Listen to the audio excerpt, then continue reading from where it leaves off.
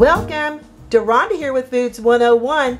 Have you ever wondered how to make these vanishing oatmeal cookies that Quaker Oats always puts on its package? And the great thing about it is your recipe's right here on the inside label or either on the outside of the package. Very simple and easy to make, and yet so delicious. The ingredients you're going to need is 3 cups of your quick 1-minute oats, 1½ cups of all-purpose flour, 1 teaspoon of ground cinnamon, 1 teaspoon of baking soda, 1 teaspoon of pure vanilla extract. Be sure to use pure vanilla. It'll make all the difference in flavor. 1/2 teaspoon of salt. It's optional. 2 eggs, 1/2 cup of butter at room temperature. It can be salted or unsalted. 1/2 cup of granulated sugar, 3/4 cups of lightly packed brown sugar, and I'm alternating the 1 cup of raisins with 1/2 cup of semi-sweet chocolate chips and 1/2 cup of dried cranberries. You can mix this up however you want. You can add 1/2 cup of pecans, 1/2 cup of walnuts, white chocolate chips, butterscotch chips.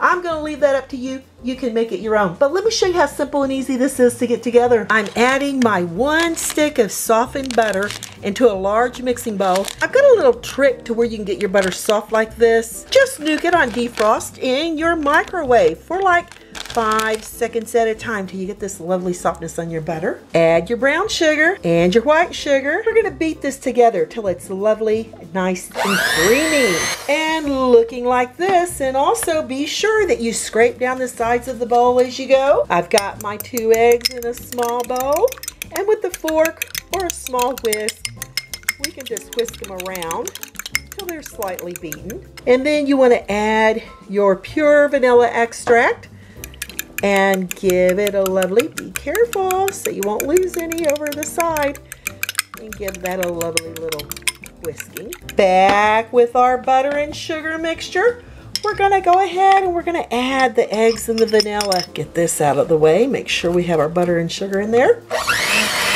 Start on low and slowly incorporate this till it's well blended. Be sure to scrape down the sides of the bowl as you go.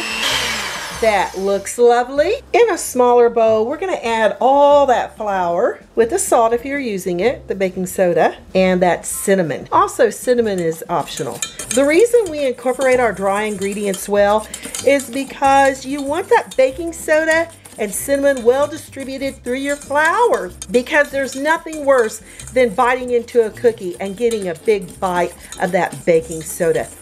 Not good. Back with that butter sugar mixture, we're going to add half of our flour mixture.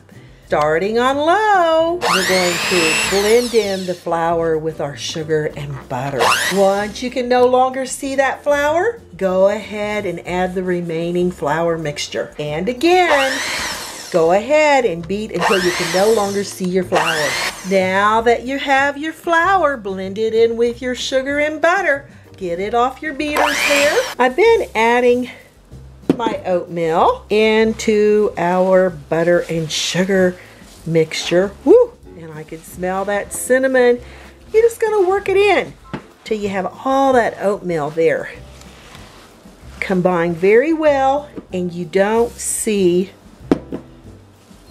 dry oatmeal anywhere here in your batter. Now that we've got our oatmeal mixed in, that oatmeal is beginning to absorb all those flavors.